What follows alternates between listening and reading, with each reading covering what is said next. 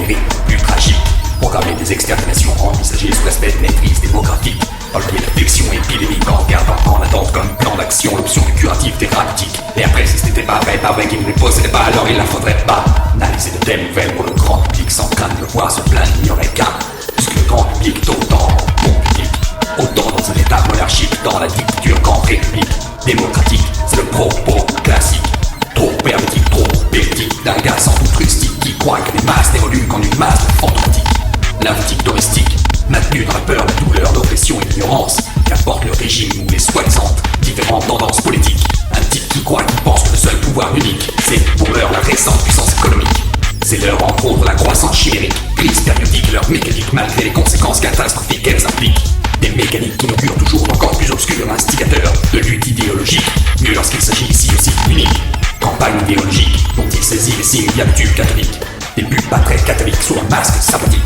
Tant de congratulations impudiques en éloge dithyrambique que quelques outils tactiques basiques. 1. Berger ou mouton, les hommes naissent pour ce qu'ils sont. C'est à travers les vieilles représentations allégoriques, bibliques, toutes ces symboliques qu'on fabrique leur sort, temporisant avant de contourner ce qui génétique. L'optique tente un effectif bénéfique trigénétique. La bête n'est pas automatiquement où la montre par contre elle vit plus que sûrement tapis dans des immenses arrangements diplomatiques. Pris par un petit nombre d'ambassadeurs, marchandeurs d'existence méthodique. Décideurs en procédés fondés sur faux sondages et faux graphiques. Statistiques basées sur fausses mathématiques. Pour fournir de fausses explications scientifiques. Tout falsifié, c'est là la technique pédagogique. Une technique véridique, que c'est tout autant authentique, individuel qu'aucentrique. Machiavélique et maléfique, associé dans des groupes d'intérêts claniques. Monolithiques, élitistes et fanatiques. Qui marient, qui magnifiquent des sommes astronomiques et mystiques sous couvert de missions philanthropiques. Et pacifiques et finissent par faire leurs analyses psychologiques, puis sociologiques et technologiques pour enfin faire part de leurs solutions optiques. Décrites comme pragmatiques dans les rubriques remplies du style journalistique caractéristique convenu d'antipolémique agent de l'organisation, en passant par les ramifications stratégiques de divers réseaux périphériques. Faut-il ajouter même de manière schématique qu'il les pratique pour produire des armées de redevables assistés et de provoquer au préalable ce qui mine les fameux hicks. D'un côté en exacerbant les plus vils aspects symptomatiques, des effets créés en termes de troubles psychiques cliniques. D'un autre en paralysant l'esprit critique au moins rendu anémique par la soumission d'occupations exclusivement soporifiques, voire anesthésiques. C'est l'exposé qui se veut didactique, avec son lexique de vocabulaire thématique séchant sémantique, au contenu jugé hypothétique, contenu de son élément de preuve simplement empirique, réfuté par des dénigreurs ironiques. Dès lors complice lucide ou non d'une gigantesque machination diabolique, réputé folklorique par les sceptiques ou zététiques, qui ne fait un rapport de cause à effet logique. Une pure relation synalagmatique s'affiche dans une quête métaphysique pour ainsi dire identique. Tellement que ces derniers ne paraissent aspirer qu'à y croire, ne paraissent espérer que vouloir prendre part à leur propre rite magique, initiatique. Au sein de Dieu seul sait quel cercle ou ordre énigmatique, société de l'école kabbalistique, loge maçonnique, secte à pseudo-vocation cathartique, psychanalytique d'aspiration évangélique, ou satanique, apocalyptique, astrologique ou ufologique, moderne religion hétéroclite ou plus ou moins syncrétique. Une communauté fermée sous l'emprise magnétique, de charlatans excentriques, prosélytes sous le toit de quelques basiliques, des mises en scène liturgiques, aux promesses mirifiques, aux messages messianiques, aux illuminations prophétiques, de résolutions ésotériques au même degré que mercatiques, tous répondant aux doctrines et des visions hégémoniques tenant plus d'illusions d'une clique. Investis d'un désir de tout contrôler pathologique ayant pour conviction des conceptions oligarchiques, technocratiques et aristocratiques, dynastiques et endogamiques, visiblement sans obligation déontologique, tous répondant à leurs injonctions hiérarchiques, couvrant tous les niveaux des niveaux théocratiques au niveau idéocratique, pour générer et entretenir la confusion orchestrée dynamique, de division jusqu'à l'individualisme poussé à son paroxysme dans une compétition frénétique, jouant du conformisme ainsi que des réflexes kinétiques, de chaque tempérament et capacité spécifique, rassemblés dans une pharaonique mosaïque, afin de mieux servir une force tyrannique, pour l'occasion sans considération ethnique, sans distinction mélanique, plus aucune bonne raison si ce n'est peut-être encore un éventuel subterfuge démagogique, endémique, alimentant et enracinant des rancœurs ataviques. Difficile d'envisager que son prochain se faire à ce point mesurer les interactions, comment tout s'imbrique, brique par brique, entre toutes choses bien au-delà de la question de gestion analytique.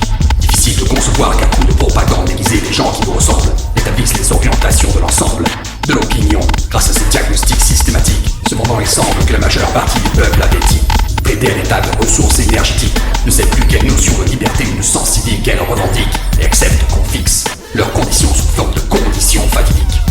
Les champs de manœuvre sont pléthoriques, quasi infinis afin que les pronostics s'appliquent, que la terre entière indique Entre autres, en vrac, on intoxique les milieux pédagogiques. On trafique armes stupéfiants et narcotiques. En arrangeant les rencontres sportives de spectacle, on conserve la nation dans un état extatique, euphorique, une foule hystérique.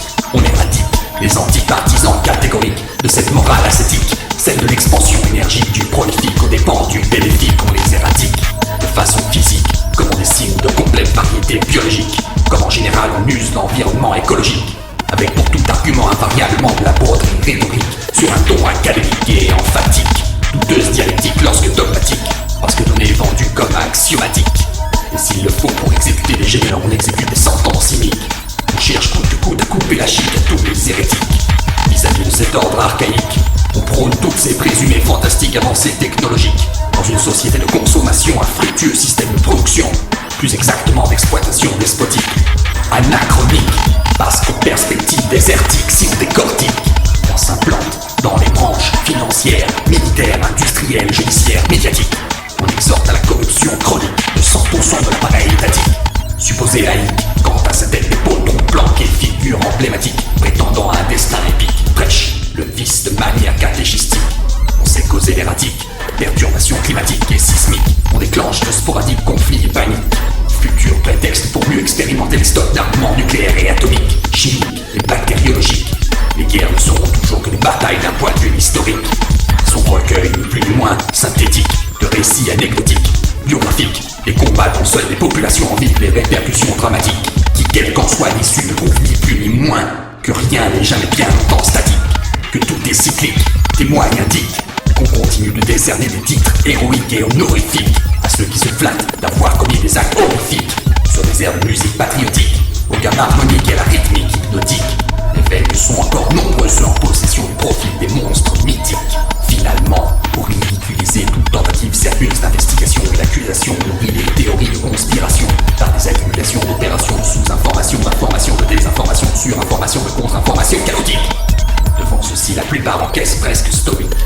Certains pressent atteints de névrose phobique. Certains se gavent d'anxiolytiques.